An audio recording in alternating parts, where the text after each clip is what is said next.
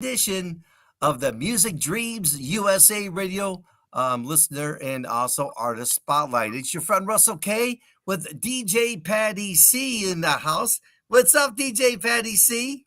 Hi, Russell. How you doing? Hi, Mike. Awesome. Hey. And we have a special guest.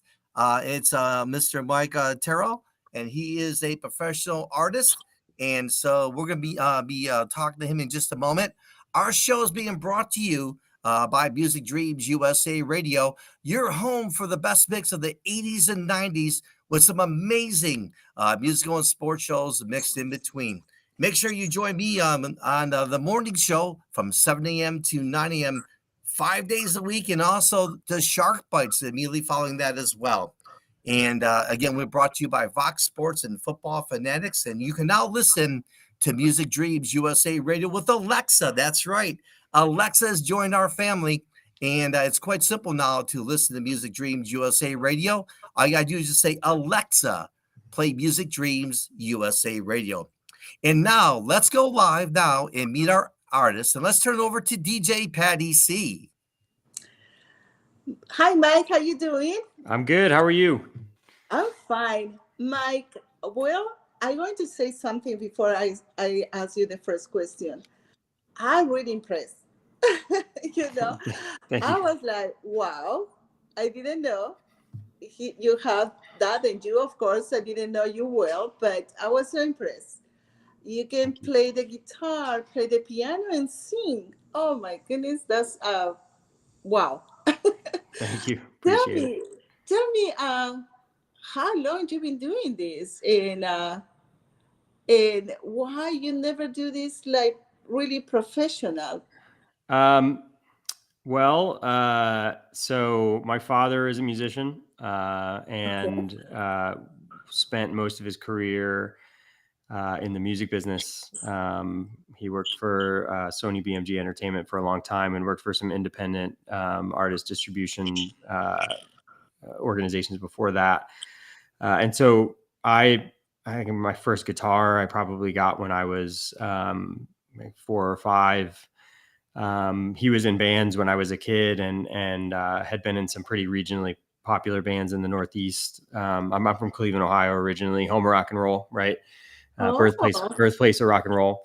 And so, I grew up around music, and it was just something that I kind of took to as a kid and was always really interested in. So I really started with the guitar and with singing and stuff when I was pretty young. I actually didn't start playing piano until about 2 years ago. I bought a piano because my oldest son, he's 8 years old, just showed an incredible, he was really, really drawn to music.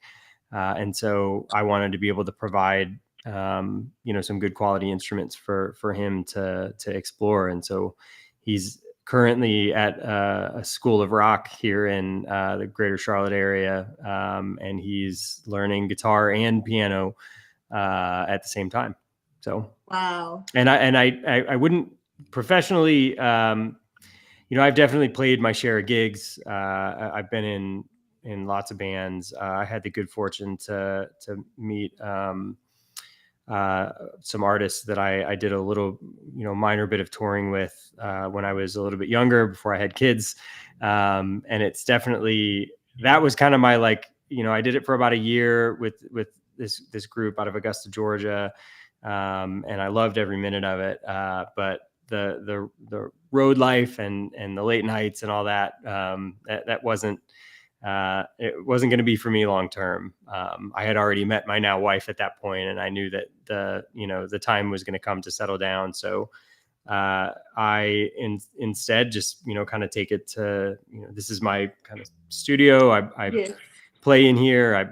The kids like to come in here and play around, and so it's just, I think music is just a really important part of life. it is. It is, and you're right. And then you say you started when you were little. You continue with the music. You have the opportunity to play different bands. And what type of music is really inspire you? I mean, I have like a really, because of what my dad did. I mean, the artists that he worked with really ran the gamut from, anywhere from bluegrass to rap to rock to alternative to heavy metal. So I have like a really, my playlists on my phone are like a total disaster. It's just a big mashup of all sorts of really interesting stuff. But I would say probably most inspired by, some older kind of like folk stuff a little bit, and bluegrass, and then blues. The obvious ones: the Jimi Hendrix, Stevie Ray Vaughan, Albert King, BB King. Um, Wow. as guitar players, I would say that those were probably my biggest influences growing up. Oh, really? Yeah. Wow. That's pretty cool. All right. I'm going to pass for the next question to DJ Russell, okay? And I think he have a question for you. Okay. All right, awesome. Well, it's so nice to meet you, and again, and welcome to the show. So let me ask you this. I heard you talk about Sony Records. I actually worked in the AR department there for a little bit. Cool. Yeah, and from there, we went to Music Dreams USA Radio. But here's my question about the music today. Back in the day, the music was a little bit different than it is today. What changes have you seen in the music industry as we speak today? And do you like them? You don't like them? And what do you think could maybe be a little bit different? I mean, I think the fact that now you can, on an iPhone, you can produce something like incredible, right? I mean, you could almost say that for any media platform, right? People are making movies with iPhones, right? Or I shouldn't discriminate. I mean, with smartphones, right? Because I know we do have some Android users out there. And in fact, Patty and I know somebody mutually, Cody, would he would probably not like to hear me talking about iPhones this much. iPhone, yes. Yeah, he's a big Android guy. But yeah, so I mean, I think what you've got now, and what's most interesting is that like the reach. I mean, you think about back to the days of, in the 70s and the 60s and 70s. I mean, you think about a band like Led Zeppelin, for example, right? That would, they would go in and they would record an album and then they would tour to support that album for, I mean, it could be years, right? And the logistics of all of that took a really long time, and the recording and the mastering and the printing and all that took a long time. And now, I could record something and have it uploaded to SoundCloud, which I don't really do SoundCloud or a whole lot of recording other than stuff personally yet. But I could have something recorded and uploaded in minutes. Right. And I think that has, some people I think would argue that there maybe has been a little bit of a saturation. Like there's a lot more music out there because anybody can put it out. And I think it's done two things. I think there's, it really has almost like leveled the playing field a little bit. And I think it's given, some artists, some really, really talented artists, an opportunity to get discovered, just from going viral on TikTok or on YouTube or whatever the case may be. And I think that's great, right? Because it's sort of like democratizing the music industry a little bit, instead of having it be, the only artists that you hear are the artists that, Columbia or whoever says that you should listen to. Like, these are our top artists, and I love that. And I think too that, all of like social media is constant now. So, being out there on social media has changed the ability for artists to gain popularity, because people really can have an opportunity to know like who the people are, right? And get more of a personal connection with people. And I think that's just awesome. Yeah, I love your philosophy on that. And I'll share something else with you. Actually, the other day, we just got done interviewing a 14-year-old country music sensation. Her name is Amy Ryan, and she's from Australia. And we work with a lot of record labels from around the country. And when they first sent us over heard music, I was just like totally blown away. One thing I'm seeing in the music industry, and and like to get your feedback on this. Back in the day, I don't think the music industry would look at someone like 14 years old or maybe younger, But fast forward, here we are today, and you're seeing a lot more like younger artists who are breaking into the music scene, and they're really making some serious noise. So, would you agree with that comment? If so, why? Yeah, I think I do think that over the years, I mean, you saw, I mean, you think back to like Justin Bieber is a good example, right? I don't know how old he was exactly when he had his first like international super hit, but he was pretty young, right? I mean, he was, maybe 10, 11, 17 years 12. old. He was He was 17. 17. Oh God, I feel bad for saying that now. Well, he looks Yeah, like I he know was you're 10 or good. 11. But he's got a young looking face. Well, all right, we'll dial that back a little bit. And I know, somebody like Taylor Swift too. These are both like super recognizable names. Taylor Swift was really young. And I think that there's always a little bit of a fascination with young talent, right?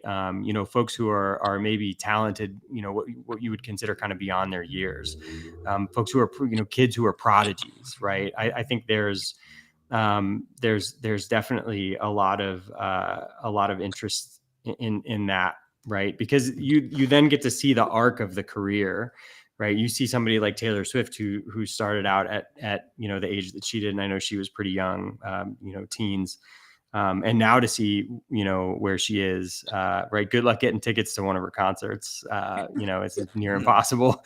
Ask my wife; she's been trying for forever. I think stuff like that. I mean, it's very interesting, and I think people have a tendency to maybe latch on a little bit more because of the potential of some of those people. I shout out a band that I absolutely love, and I've gone to see a couple of times. I've taken my oldest son, who the musician. I've taken him to see them. They're called Polyphia. It's a group of young guys from Dallas, and I want to say they're probably in their like late 20s now, but they've been around for like a decade almost, right? And they kind of broke into the scene really, really young, and they're these just like virtuoso level musicians, and it's like the music has such a big brain to it, and you listen to it and you're thinking like, God, these kids are 18, 19 years old when they're coming up with this stuff. And I think that in and of itself, the fact that somebody is that young, or 14, as you said, the artist that you were talking about, and they're able to kind of present that maturity, and their sound is mature, and they maybe have a mature understanding of music. It's more impressive, I think, than it is for like a 37-year-old guy, right? Like that person is way more impressive than me, and I'm totally, I succeed to that. Awesome. Yeah. And well, thank you for sharing that. And we're going to turn it back over to DJ Patty C. Okay, Mike. I hear you talking about the young generation are playing music, and they can do a lot of things with their smartphones and technology. Do you think technology help a lot with the new generation to produce, create, um, you know, to go far than before? Yeah, I do. I mean, absolutely. Like, to think that you can just produce something, and learn learn it to build digital audio workstations, and produce something out of your basement that's good. I mean, I remember as a probably 13 or 14-year-old, I was playing with a band up in Cleveland, kids that I went to school with, and one of them got like I think it was like a Tascam, like 4-track cassette tape recorder, right, that we tried to record some stuff on, and it sounded like garbage, right? I mean, that wasn't just because of trust me, it was not just because of the equipment we were using. We weren't that good. But I think that like there's a lot more ability for precision. I remember the first time I opened up GarageBand, you know, an Apple product, right? Yes. Comes free with all of your Apple purchases, and Yes. it's such a great, you know, it's such a Quality. great program, and you can do so much with it, and you know, you can do podcasting with it, you can do you can, you know, record, you can, the whole, you know, free sound library that they have, that all of that stuff is open source, and you can just kind of use and manipulate any way that you want. And that is just like the tip of the iceberg. Like, you know, I am not a I'm more of an analog person, I would say, than a digital person, but I'm trying to get with it on the digital front. All of my equipment I mean, I do have some digital equipment, but nothing as you know, expansive as some of the stuff that you see out there today. But I think that, you know, kids, just like what they learn in school, or just like any sort of like technology, right? Like, or any sort of language, you learn it young. And when your brain is still in that place where you can, you know, really absorb a lot of it, it's way easier for you to master it than, you know, than starting when you're a little bit older. So I think that the technology, especially now that it's, you know, become more accessible, you know, you can go to Guitar Center and you can spend 150, $200 and you can get a rig that you can actually record some good music on, as long as you have a computer to do it on. You know, I think if younger people are getting into it, they're going to learn it and master it, and it's exciting to see what they'll be able to do with it.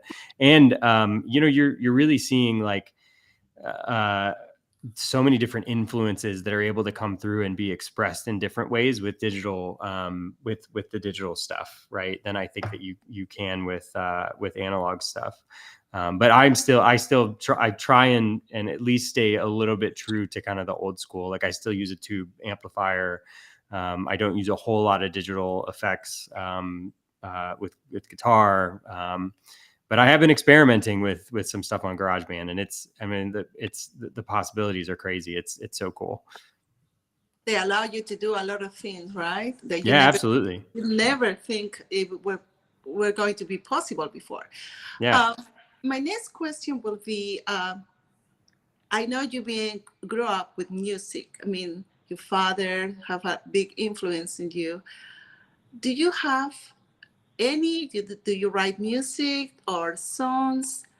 I haven't, you know, I've got probably 100 hours on my phone worth of bits and pieces of songs. And it's funny because I made a long time ago, probably a year ago, like I made an Instagram post and I'll post on Instagram, like when I'm messing around with something with like a new riff or whatever. Just, you know, I don't know. I feel like it's a little bit of an outlet for me, but it's always just like short, like bits and pieces. And I kind of said, like, you know, one day when I have the time, I'm going to get around to picking up all of these things that I've done, you know, and have kind of recorded and saved and making them into, you know, actual songs and, you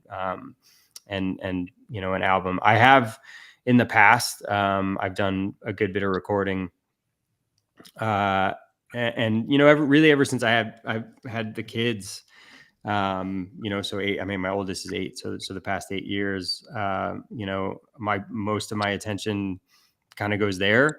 My oldest son, is, like I said, is just like super musical. And so, you know, we sit down for like 15 minutes a day and, you know, I'm like trying to teach him chords and sort of supplant some of the stuff that his guitar instructor is teaching him. And that's more of the music that I do now, right? As opposed to, but I always have ideas, and one day, you know, maybe when they're older and at college or something, I don't know, or like moved out, you know, I'll actually sit down and you know, put something together. Well, I'm going to say, don't wait that much. Well, I mean, well, yeah. So I will say that Mike. my brother-in-law and I, so we live about 40 miles north of Charlotte. My wife and I, and her family lives very close to here. Her brother lives right around the corner from us, and her younger sister lives right across the street from him. So my nieces and nephews are really close. We spend a lot of time with the family. It's great. My brother-in-law was a DJ in New Orleans, and for years, and still has all of his equipment. And he and I have been talking for a long time about putting some sort of a project together that kind of meshes some of the electronic stuff that we both like, and some of the like blues and new jazz stuff that I've kind of been getting into a little bit more lately, so that we can incorporate some guitar. So that, I mean, I feel like we're kind of getting closer and closer to actually doing that. I don't know what it's going to look like or sound like, but we're going to give it a shot and just have some fun with it. I'm totally there with you. I mean, you have to try. You never know. But you mentioned your son, and and during the interview, and how do you see him in the future? You think he's going to probably follow your dad's steps? What do you think?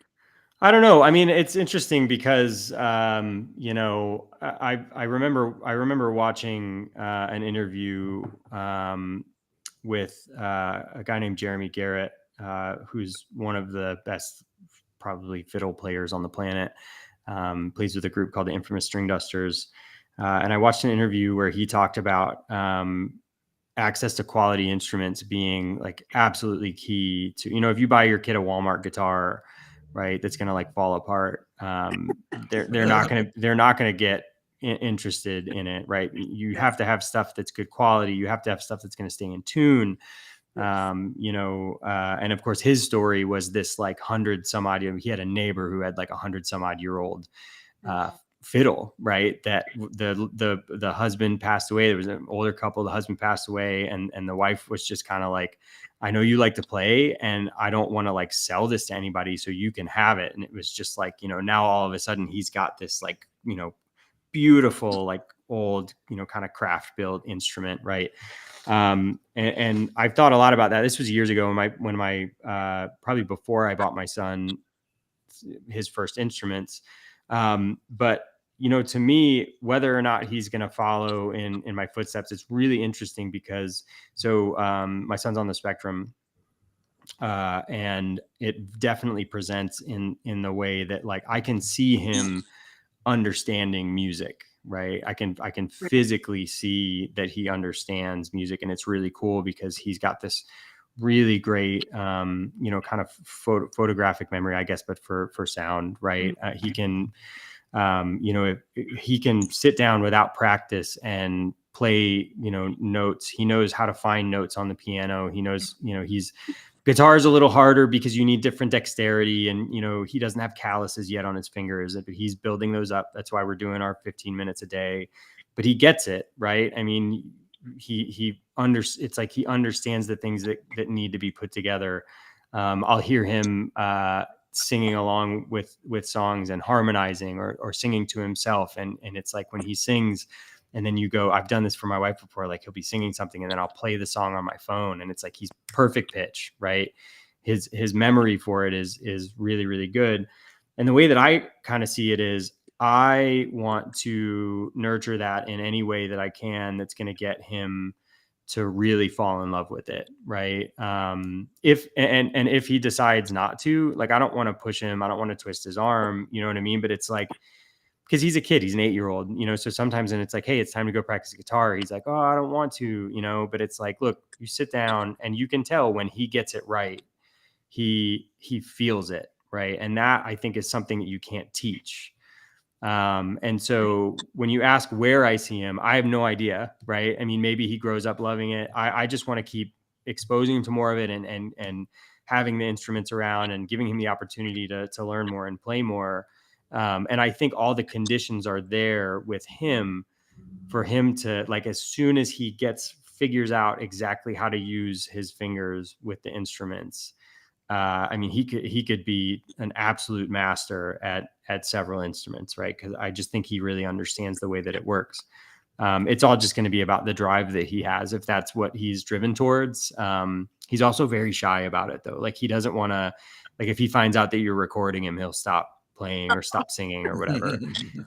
So I don't know if there's maybe some stage fright there, and if that's something that puts him off from it, if he doesn't want to perform for people and he just wants to do it himself, then, Good. but I think once he hits that, and I remember a moment in my life where I hit a point where, and I know my dad won't see this, but I hit a point where I'm like, I'm a better guitar player than my dad is. Like, and my dad's a great guitar player, but and in some ways he's still better than me.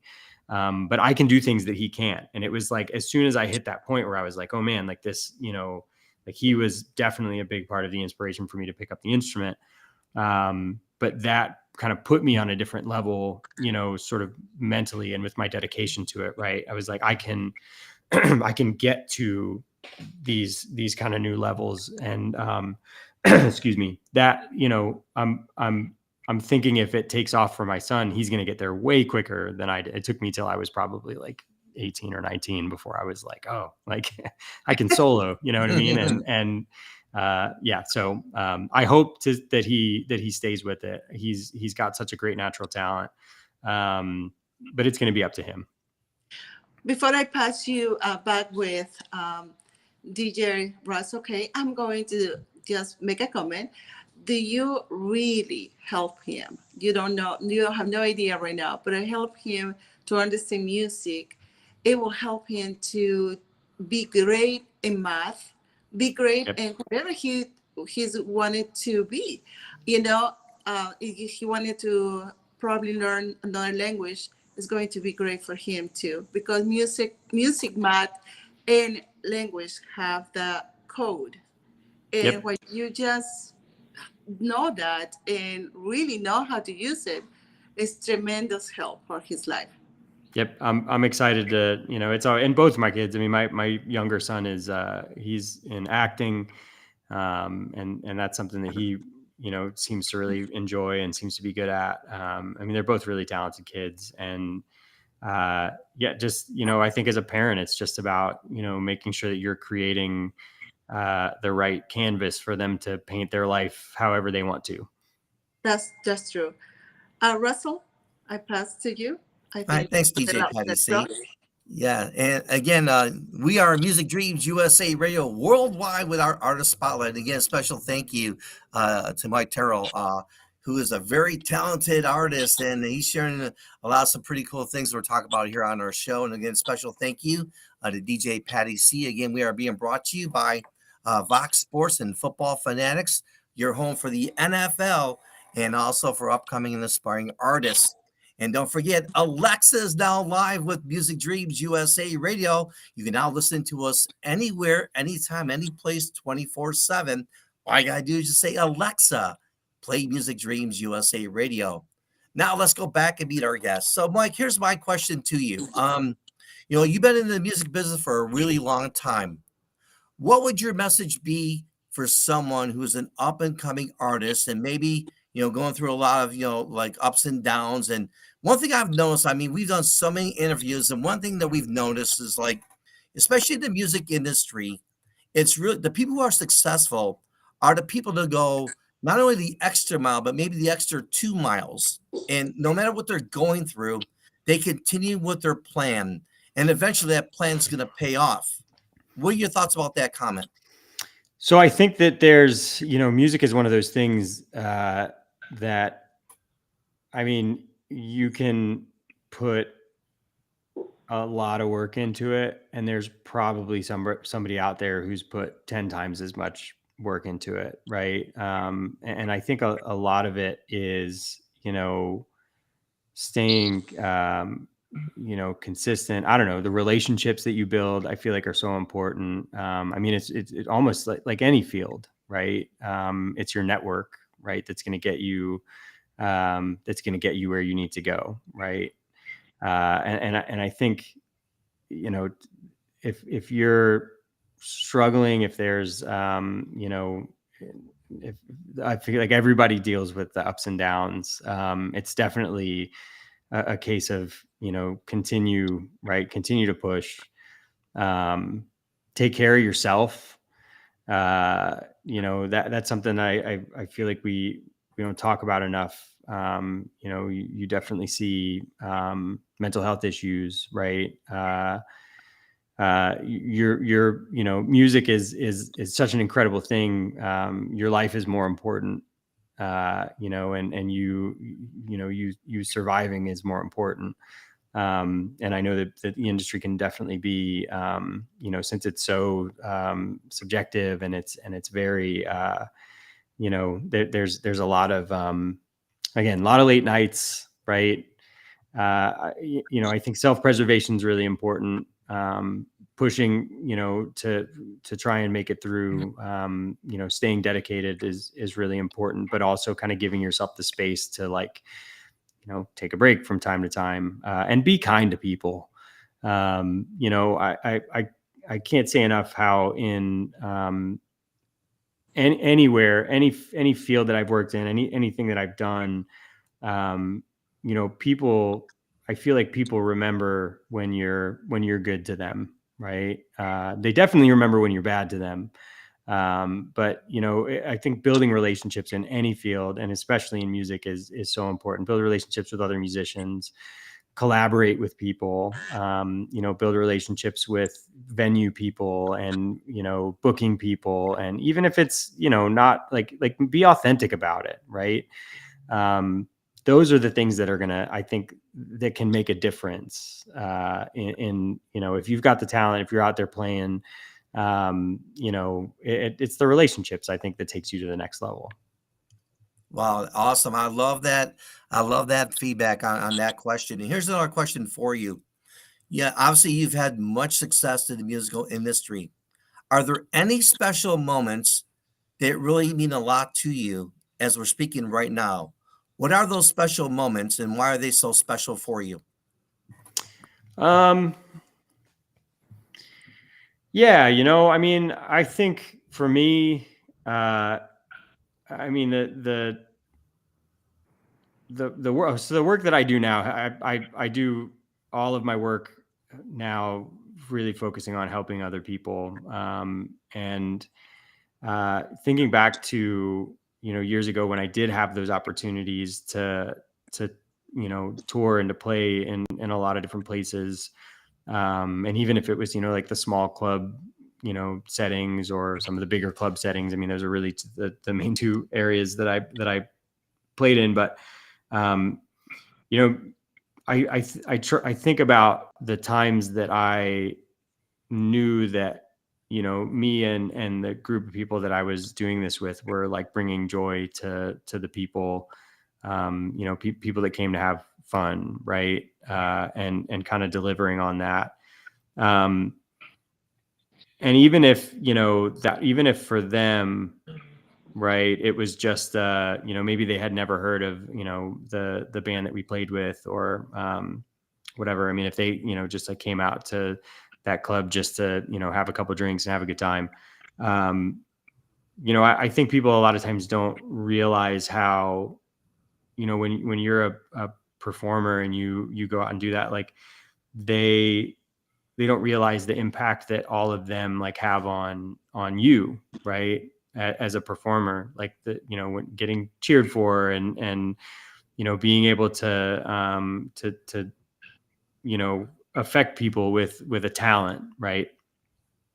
So I think when I think about that and I relate it to the work that that I do now, in the nonprofit space, those special moments back then for me are, definitely, anytime that we had an opportunity to play in front of like a larger crowd, clubs in Fayetteville, North Carolina that we played in, that were always pretty packed. And I remember a gig in Abilene, Texas that was just so much fun, like great moments. Columbia, South Carolina was another one. I don't know if it's still there even, but there was a place called Ozzy's Country Island that would always be like completely packed when we would go.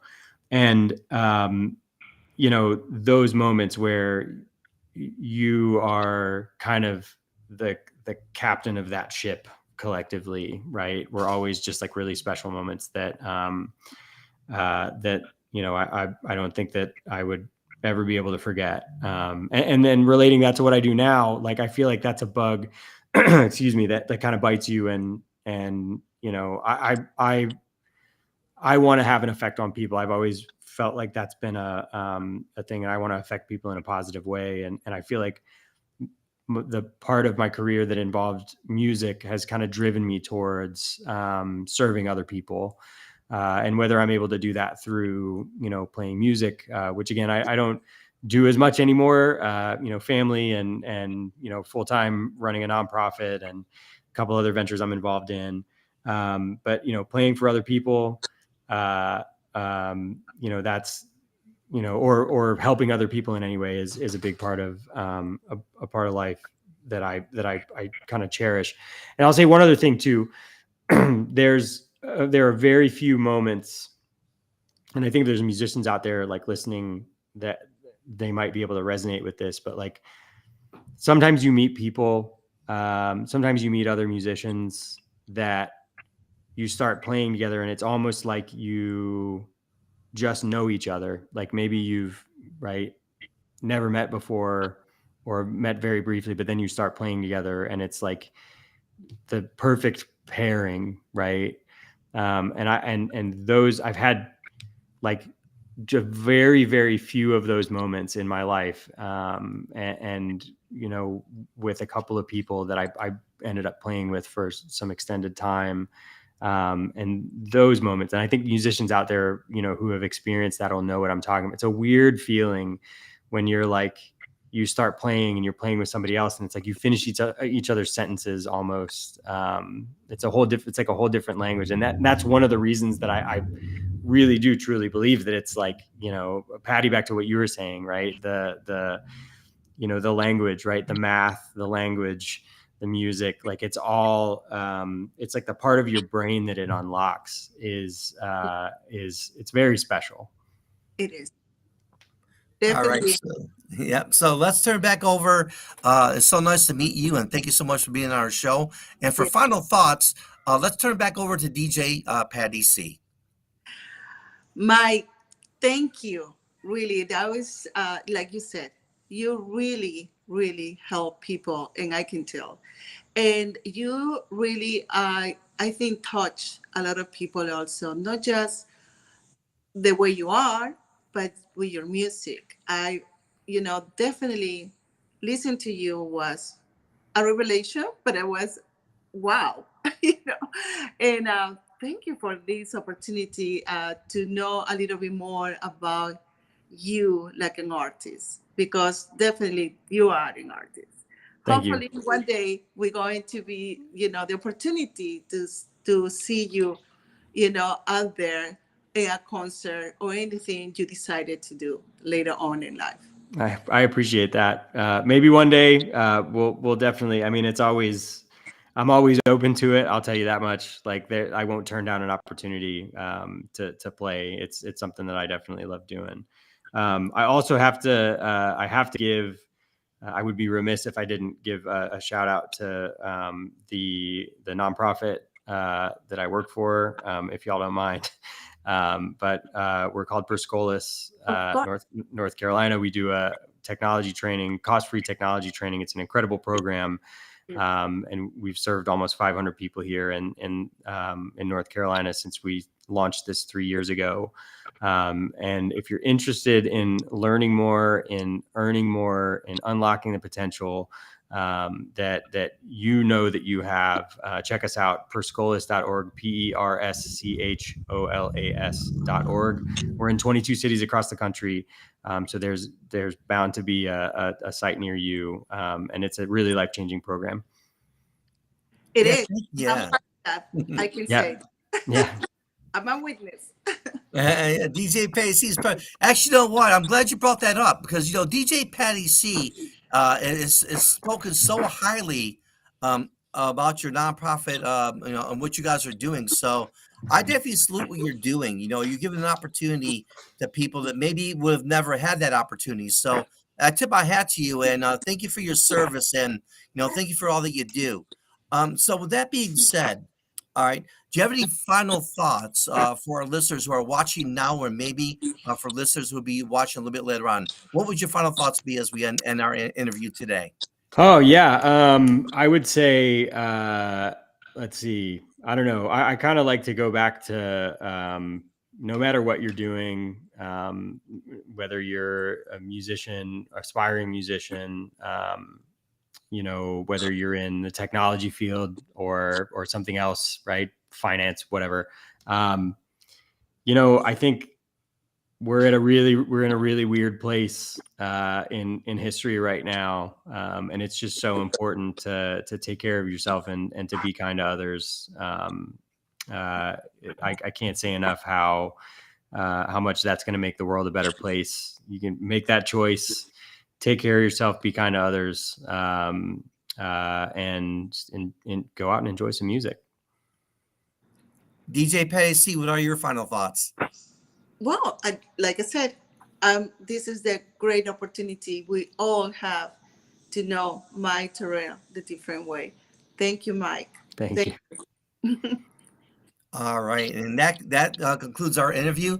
A special thank you to Mike Terrell. Thank you so much for your time. It was a pleasure meeting you, and we look forward to seeing you on future shows as well. And on behalf of DJ Patty C, it's your friend Russell K, and we are Music Dreams USA Radio, and you've been watching the Music Dreams USA Radio Worldwide Artist Spotlight. Until then, until the next time, be safe, and thank you so much for watching.